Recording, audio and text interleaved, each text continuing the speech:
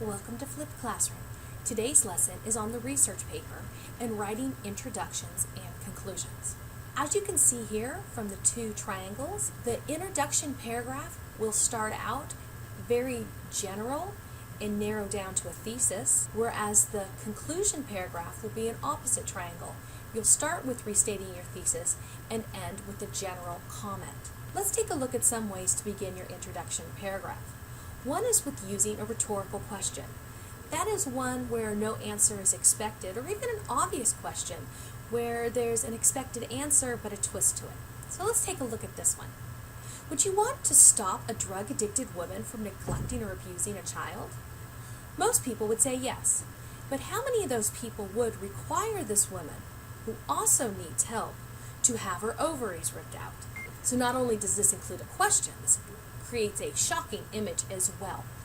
This is an example of the obvious question where most people would definitely want to help prevent child abuse, but it leads into the thesis statement: should drug-addicted women be sterilized? Another strategy is beginning with a definition. If the word is very uncommon, or if you have a new twist on the definition, for example, spoiled, or hardworking, or lazy. Let's take a look at the example with the word altruism. Altruistic is, quote, unselfishly concerned for or devoted to the welfare of others, according to dictionary.com. Some people have used their altruism to pay drug-addicted women to be sterilized because these financiers are, quote, devoted to the welfare of the suffering children with very little altruism shown the disadvantaged woman. In this case, there's a twist on the definition. Altruism, thinking it's helping, but in this case, who is it helping? Are you helping the woman or are you helping the child? Another strategy is to begin with a quotation. For example, in a big family, the first child is kind of like the first pancake. If it's not perfect, that's okay. There are a lot more coming along. It's according to Justice Anthony Scalia. This would be a great quotation to use for the topic of China's one or two child policy. You could continue saying for families in China, they have to pay a hefty fine if they want a full stack of pancakes, thanks to the one or two child policy. Once again, using the analogy of pancakes, which is kind of fun and quirky, to a serious topic such as population control. Another strategy is to begin with a surprising statement. For example, a typical corpse collector earns $14 per dead body that he drags off to the morgue.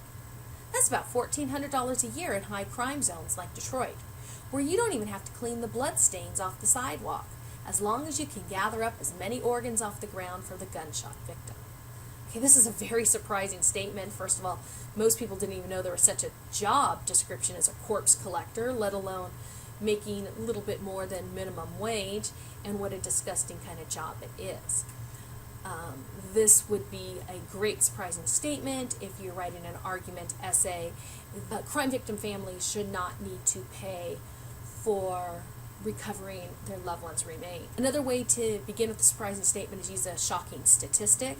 In this case, you would definitely need to cite your source. If it's something that's a little more common knowledge, you do not need to cite your source. For example, an increasing number of kids are struggling to sit on the small merry-go-round ponies because they exceed the weight limits. That would be a great surprising statement if you were writing a paper about childhood obesity.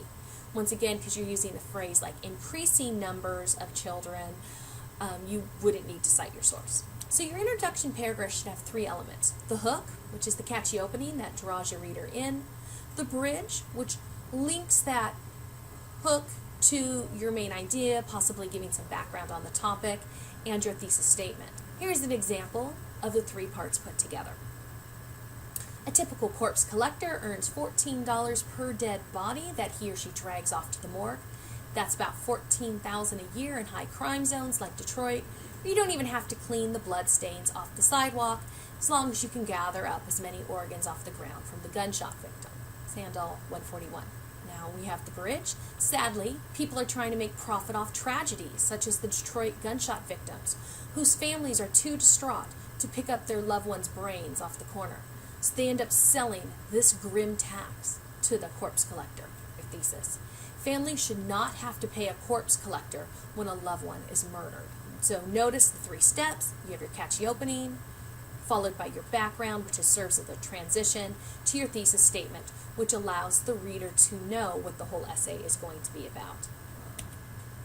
The conclusion paragraph is the opposite structure. You begin by summarizing the main idea, basically restating the thesis statement. The whole purpose of the conclusion paragraph is to demonstrate your critical thinking, drawing a conclusion based on the facts presented in the essay. You'd also like to include some universal truth, something that lets your topic relate to everyone, or some global insight. So what can everyone who reads your essay learn from this specific example? And then you should end with your call to action. The call to action is primarily verbs that will tell your reader what to do now that he or she has agreed with your ideas. Some words you might want to use: vote, protest, boycott, educate, demand, write letters, change the laws. So here would be an example of those 4 sections put together. In the end, paying corpse collectors should not be a financial obligation placed on families. If cities continue to shamefully charge families, we risk having dead bodies littering the streets. But if the city takes charge of this societal obligation, everyone can take pride in this community. Unexpected tragedies strike everyone at one point, whether it is death by crime or a car accident. And in almost every case, the living are left with the heartbreak and tears. Let's ease the pain for the families. It is time to end the shameful practice. Write letters to your city officials demanding that the city be responsible for removing the deceased in a dignified manner, free of charge.